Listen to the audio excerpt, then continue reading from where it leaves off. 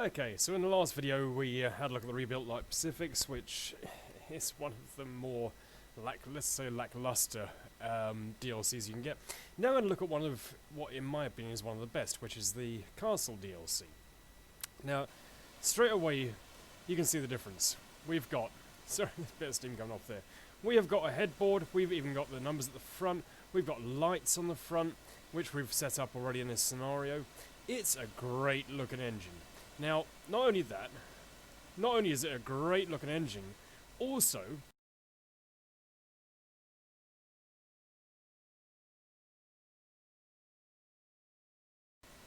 now unlike the rebuilt Light Pacifics with only 10 names, the Castle Pack comes with no fewer than 27 different named engines, and it's great. And not only that, any one of them can carry the headboard of one of 7 named trains. The 7 named trains, which I'll come on to soon, are the Torbay Express, Mayflower, Cornish Riviera Express, Intercity, Cathedrals Express, Bristolian, and Capitals United. Now, 27 may not seem like a vast amount, but when you're making a scenario, you're not going to have a castle on every single train. And just have a look at this. This is what 27 castles looks like. That gives you an idea of just how much work they've put into this. And every single one of them, you know, we'll come into a couple, every single one of them has got its own unique nameplate. You know, GJ Churchwood, we come back here we have Gladiator, going back again, and we have Kenilworth Castle. And what I really respect about the designers for this one, the developers for this one, is that they've actually done a really good selection of names. They've got some which are the aircraft names given to the individual engines during World War II. So we've got Spitfire, Gladiator, Defiant, and Millennium. We've got quite a lot which are named after castles. We've got Tregenna, we've got Windsor Castle, Kingswear, which is great for doing the Riviera Express line. Nunney, Totnes. We've got ones that are named after the Earls. So we've got Earl Bathurst. We've got ones that were special engines in their own right. We've got Great Western, we've got Swindon, we got Sir Daniel Gooch. We got some of the ones that were named after abbeys when they started running out of castle names. We've got Westminster Abbey, Evesham Abbey. It's just a fantastic selection of engines that give the entire spectrum, and honestly I'm very very happy with this. It doesn't surprise me at all they didn't go the full works and name every single one in the class. There's just not that need for it, but 27 engines, yeah, I mean you can see yourself, this is a great selection. And not only that, I'm going to jump onto the scenery editor for this one, because the tender stayed identical, you know, pretty much throughout the train's entire life. We've also got different variations that we can do on that. So for every one of those 27 engines, we can have the sort of early 50s, mid 50s classic Riviera line on the back, or we can go to the late style. Now, every single one of those 27 engines, if I zoom in there, every single one 27 can carry either tender, because of course the colour of the engine stays the same, which gives you a huge variety of different things you can do. This DLC, these engines, are just as happy on a sort of end of steam run as they are doing a Riviera run, just because they've gone the extra mile and done 2 different types of tender. And it's fantastic. Now if you add to that all of the castles that are available in the Riviera line in the 50s pack, you have got a substantial amount of engines. I mean, what I've just done here, I've just made a very, very quick double head to show you the difference. This one at the front is from the Castle DLC. It's very, very shiny, very detailed. It's absolutely beautiful. The one behind it is one of the double-headed ones from the Riviera line. You can see, I don't know, it's just not quite as crystal clear. It's a great-looking engine. It's a double chimney one. It just hasn't quite got the same sheen, but they look great together. You know, and like I say, I mean, I honestly, I've lost count of the amount of engines that are available in the Riviera line, the 50s pack. It's a huge amount. So yeah, I mean, what this does, with the 27 engines available in the DLC, it complements, I would say, the ones available in the Riviera line in the 50s.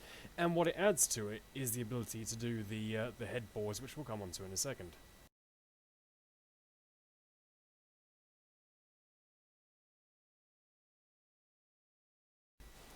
Now, one of the best features of the Castle Pack, certainly when comparing it to the rebuilt Light Pacifics, are the absolutely incredible headboards.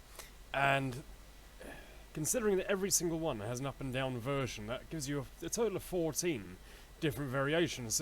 For example, the Tourba Express ones here. This is Tourba Express up on the left hand side, Tourba Express down the right hand side. We also have, coming across the back, the two Mayflowers up and down, the two Cornish Expresses up and down, the Intercities up and down. And right at the very back here, we have the two Cathedral Expresses, the two Bristolians, and finally over here, the two Capitals United Expresses.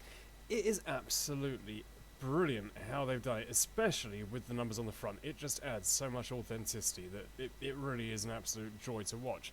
Not only that, they've also gone one step further. Now, if like me, you like creating scenarios, or you like playing the ones that people have made on Steam, they could not have made it easier to add headboards to these trains, and with great effect. Now, if I just bring up a static consist, let's go for a castle with 7 is what I'm after, that one there. We'll put it at the back, it won't be going anywhere. Okay, try that again. Where are we? We'll put him at the back. Right, now, spin him around. How do we add a headboard? It is such a clever system. If we double click this and bring up this menu on the right hand side here, the start part you can change the engine's number. These last two, number and letter here, the 0 and the G, the 0 corresponds to the type of headboard we want. So it's in the manual it's actually got, for example, number 4 is the Mayflower up, B is the Bristolian down.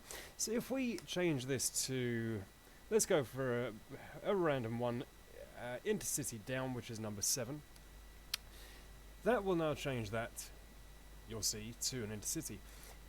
Also, this last letter here, we can play around with that. So A, I know for a fact, is the Express lighting. So let's double check that's saved.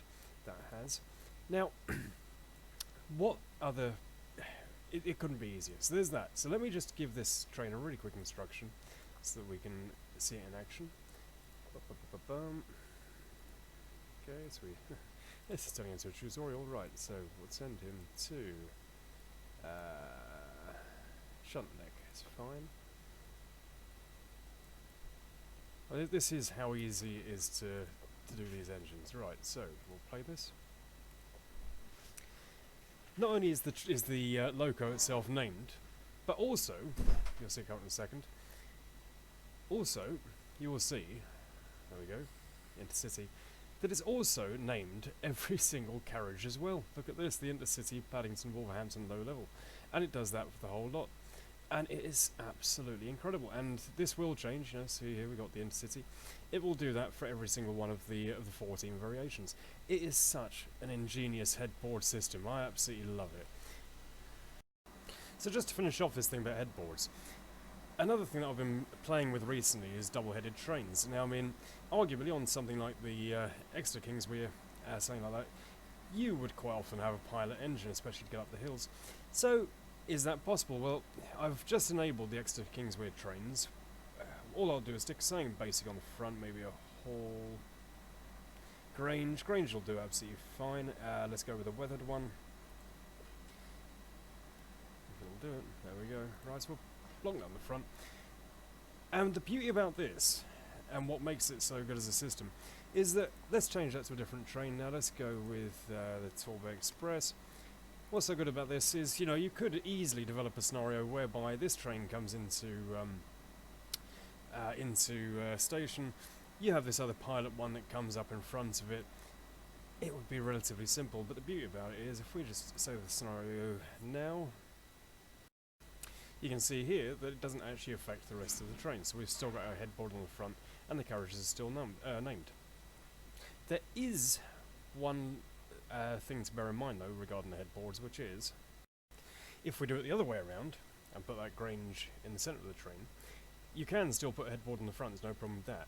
But if anything breaks up this consist, it will not name the carriages, and that is the one drawback I've found. Now, similarly, if we were to use two of the Castle Pack DLC engines next to each other, it would be exactly the same thing, unless you named the second, or unless you actually gave both engines the headboard, then it would name the carriages too. But yeah, that is the one sort of sad thing about this. The sole thing is that, like I say, with this you can see we've got the headboard in the front, but because the consist is broken, the carriages won't be named. It depends on the scenario you're making, but that is the one hindrance.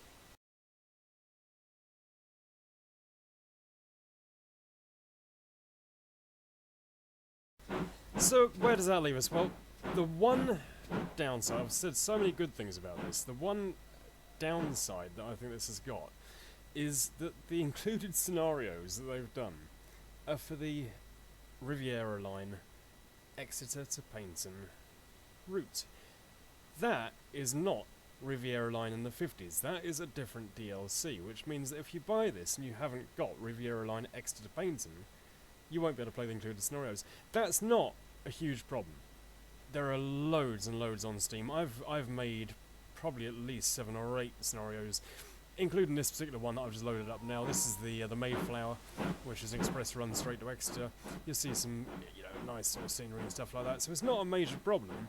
It's just I do not understand why they did do the scenarios for the Exeter line in the 50s, which is the natural sort of domain for these. See, but yeah, other than that, this DLC at £12, exactly the same price as the rebuilt Light Pacific one, except it's got so much more. It's got 27 engines compared to 10, it's got loads of headboards, it's got different light combinations.